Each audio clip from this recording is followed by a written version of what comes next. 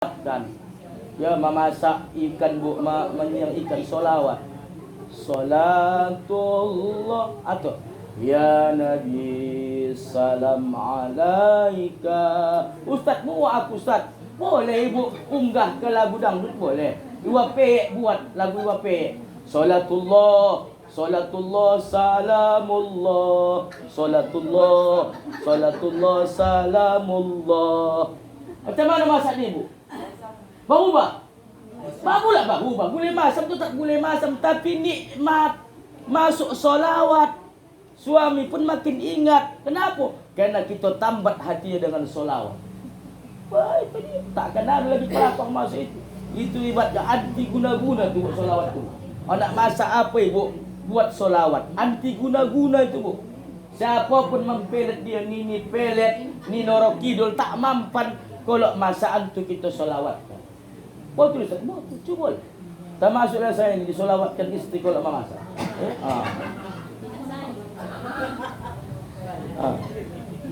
Memang kau laki-laki ni memang namanya manusia. Tapi itulah, memang maaf cakapnya, memang menengok wanita yang lebih kencang tu pasti terpikat. Tapi tidak ada keinginan nak menduakan istrinya. Itu yang penting.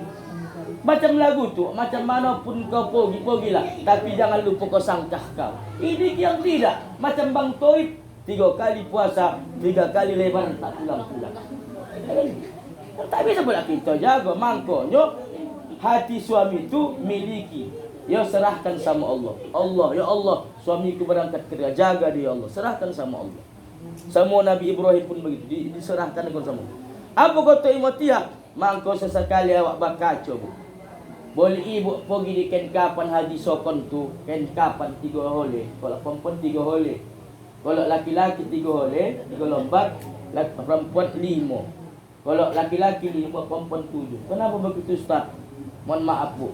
Dalam apa saya baca, jenazah perempuan ni lebih harum baunya kalau dia sudah hancur.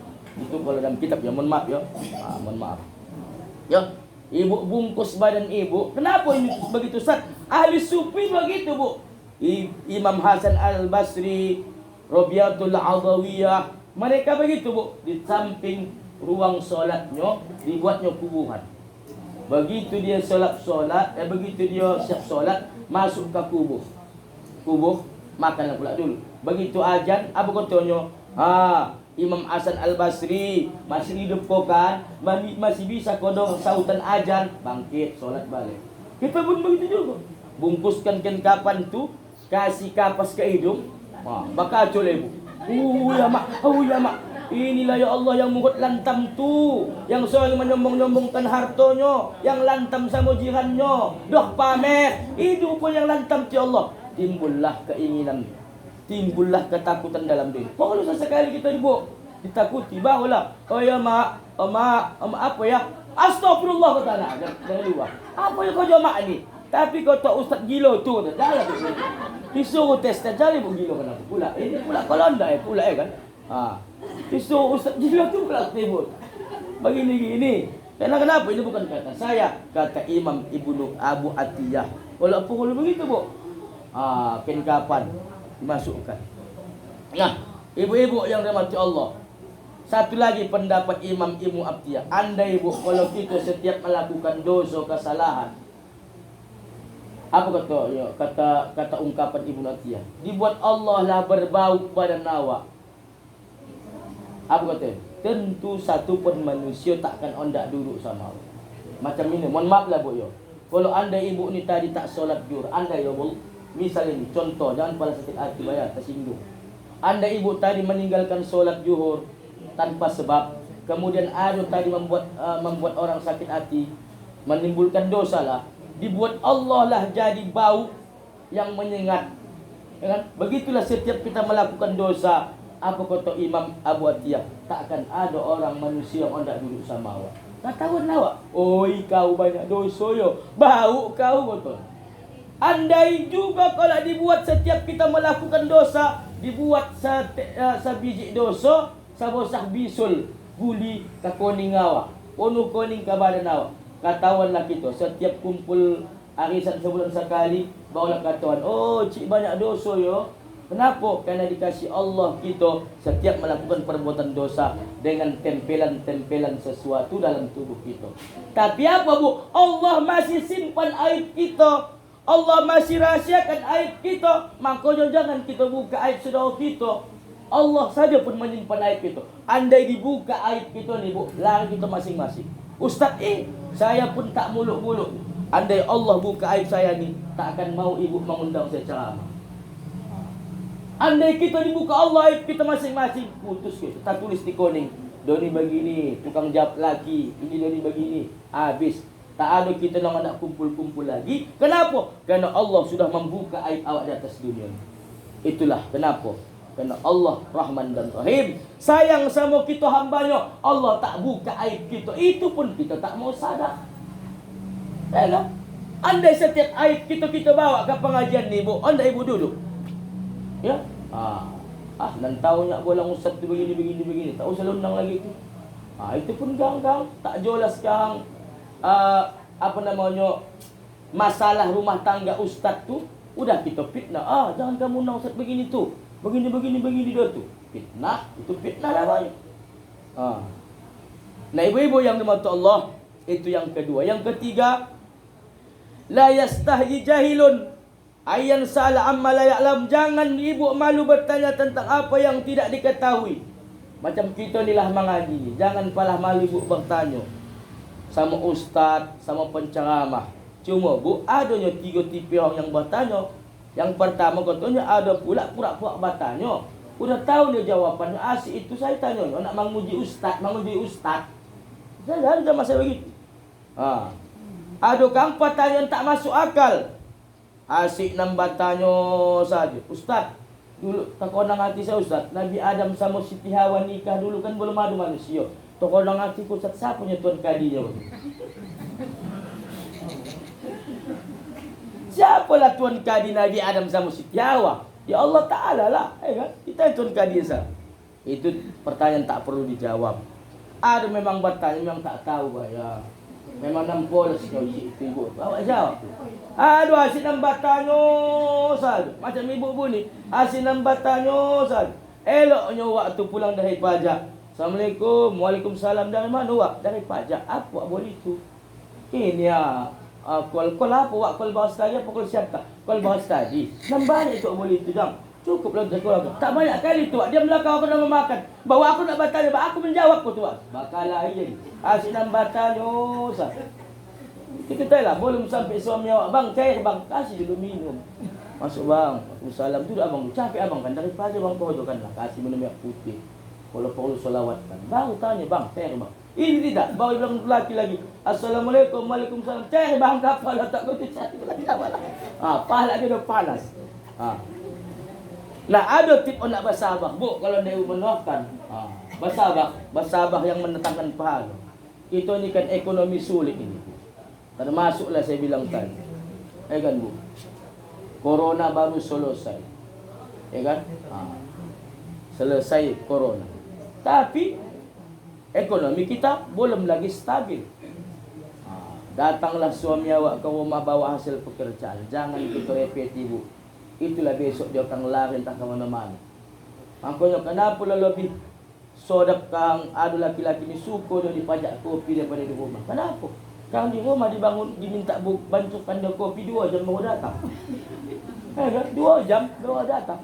Ini putus pengalaman saya ni bu, 2 jam baru datang. Belum nekang, mana gulanya bang, mana tehnya? Putus. Kalau dipajak kopi dia kang, oi panjuan ramahan. Ini apa bang kopi? Pahit apa manis? Bisa pula lagi kredit. Utang ya dek, utang boleh. Macam mana tak boleh tahu pajak kopi? Ini curhat juga nih bu, mental-mental begini. Banyak bola. Nah, ini saya menceritakan cerita-cerita kawan ini. Saya rangkum menjadi ceramah. Kalau ibu pula merasa tak bohong, silakan pula. Tapi kan fakta kan. Sebagian kan mengalami demikian.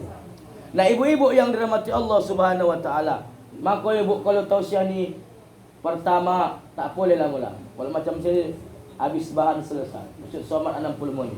Saya pun kalau ceramah apa tausiah apa istilahnya khutbah Jumat tak mau saya pulang-pulang. Aduh kang ustaz ni kang, mohon maaf. Assalamualaikum warahmatullahi wabarakatuh.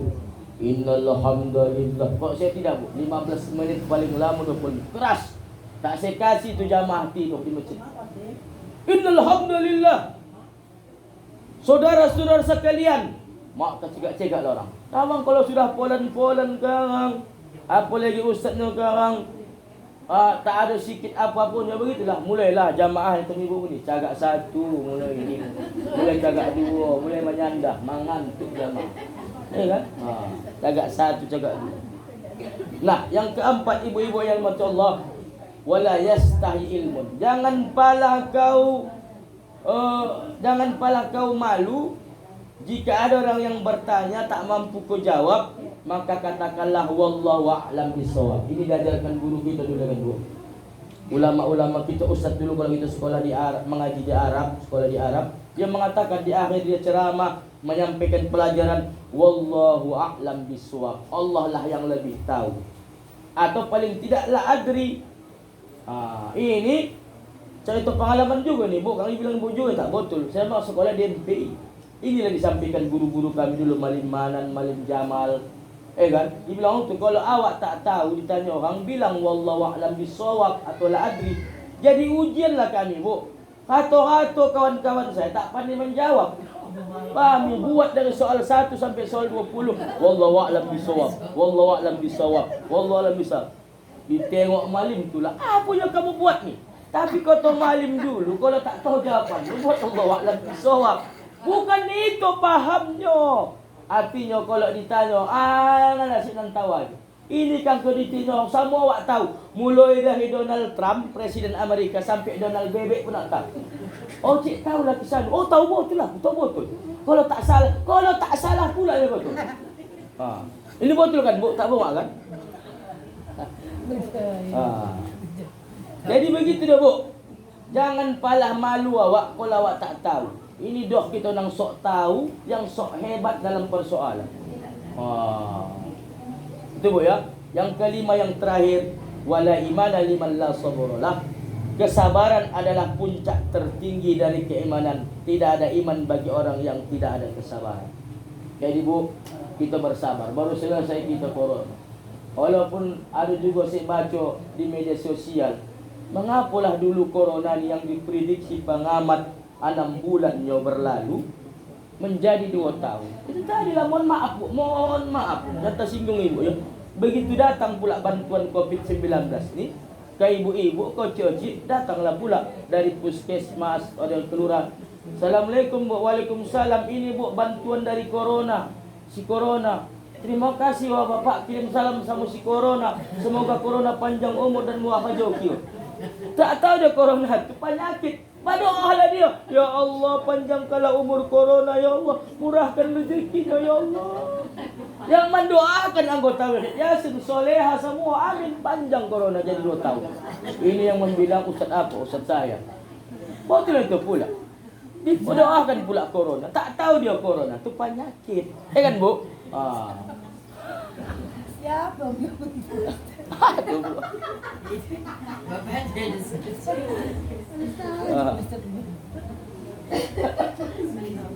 Jadi ibu-ibu yang dimati Allah Subhanahu wa taala, jadi bersabarlah itu.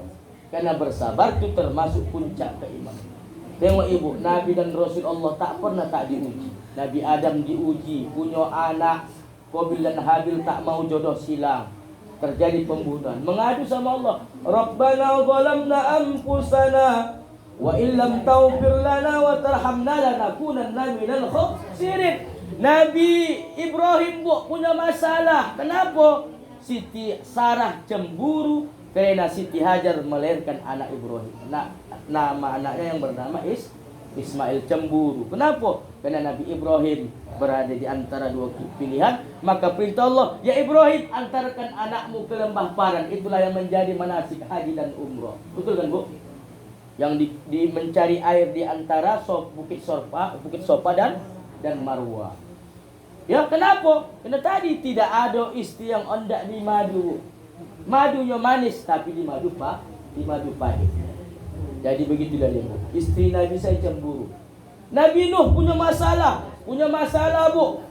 Salah satu istri dan Rasul Allah yang masuk neraka, yang durhaka, di samping istri Nabi Lut adalah istri Nabi Nuh.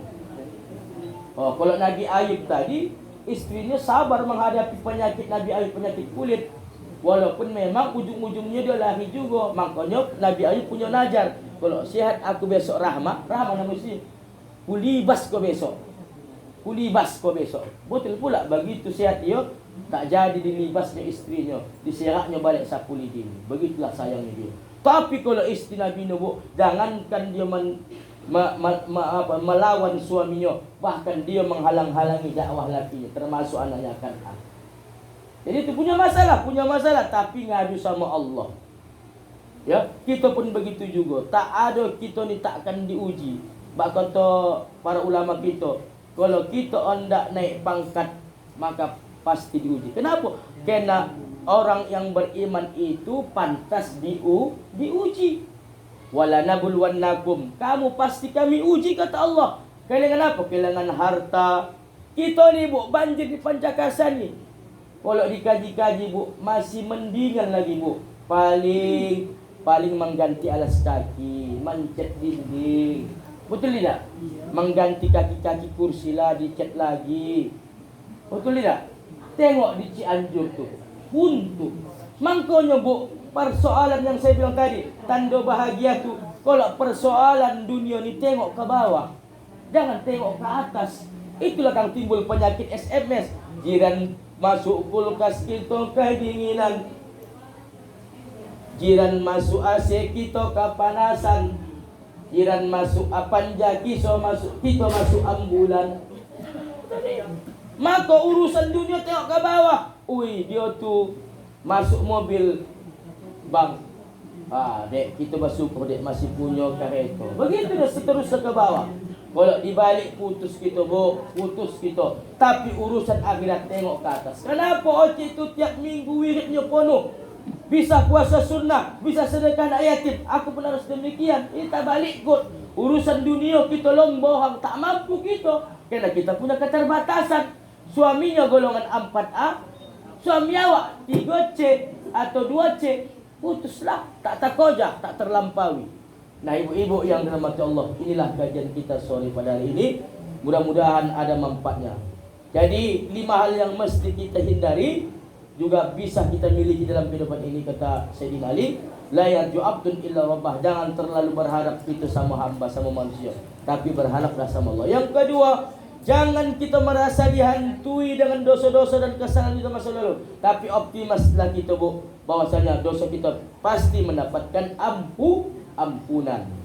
Yang ketiga, jangan malu bertanya tentang apa yang tidak engkau ketahui, tapi jangan menjadi orang yang suka bertanya saja. Apalagi puak-puak bertanya untuk menguji seseorang, itu dilarang. Yang keempat, jangan kita malu mengatakan tidak tahu, wallahu a'lam bishawab, tentang apa yang tidak kita ketahui. Yang kelima, yang terakhir, bersabar adalah puncak tertinggi dari keimanan seseorang. Kenapa? Karena seluruh Nabi dan Rasul Allah, ulama-ulama kita, tidak terlepas yang namanya dari ujian. Maka jawabannya adalah, kuncinya adalah kesabaran. Dalam persoalan apa itu? Dalam rumah tangga, dalam ekonomi, ya, itu wajib kita memiliki kunci kesabaran dalam hidup ini. Demikian yang dapat saya sampaikan. Kepada Allah semoga ampun, kepada kita yang termohon maaf. Wabillahi taufik wal hidayah. Wassalamualaikum warahmatullahi wabarakatuh. Langsung doa, Ibu.